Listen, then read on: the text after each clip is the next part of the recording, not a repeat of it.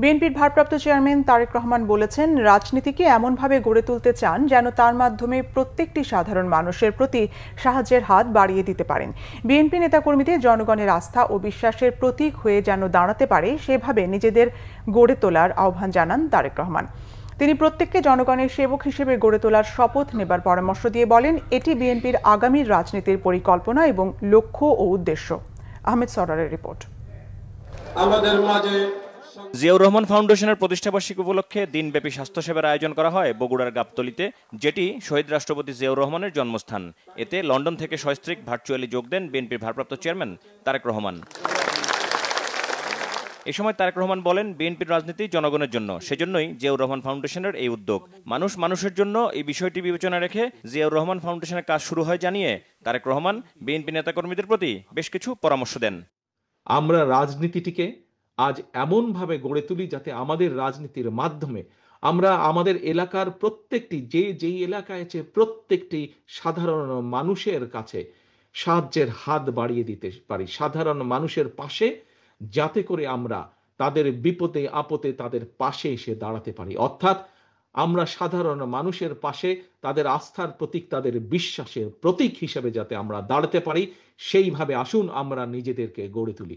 বিএনপির প্রত্যেকটা কর্মী, বিএনপির প্রত্যেকটা নেতাকে আজকে আমরা আমাদের মধ্যে রূপান্তর ঘটাই এবং আমরা আমাদের প্রত্যেককে আজকে জনগণের সেবক হিসাবে আমরা গড়ে তুলতে বদ্ধপরিকর হই। আমরা নিজেদেরকে জনগণের সেবক হিসাবে নিজেদেরকে গড়ে তোলার জন্য শপথ গ্রহণ করি।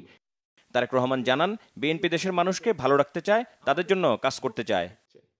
আমরা আগামী দিনের পরিকল্পনা গ্রহণ করছি যে সরকার ইনশাল্লাহ মানুষের সমর্থনে, আল্লাহর রহমতে সরকার গঠন করতে পারলে আমরা দেশের নারীদের, আমরা যেরকম বলেছি এর মধ্যে আমরা ফ্যামিলি কার্ড দিব, কারণ আমরা চাই দেশের মা বোনদেরকে, এবং এই ফ্যামিলি কার্ডের মালিক হবে একটি কার্ড দিব আমরা সকল দেশ সরকারের পক্ষ থেকে, প্রত্যেক পরিবারের মা যে থাকবে তার হাতে আমরা দেব, যাতে ধীরে ধীরে সেই মা স্বাবলম্বী হয়ে উঠতে পারে।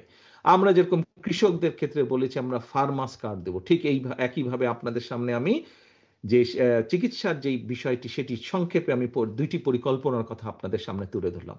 তারেক রহমানের স্ত্রী ডাক্তার জোবাইদা রহমান মেডিকেল ক্যাম্পে সংশ্লিষ্টদের ধন্যবাদ জানান।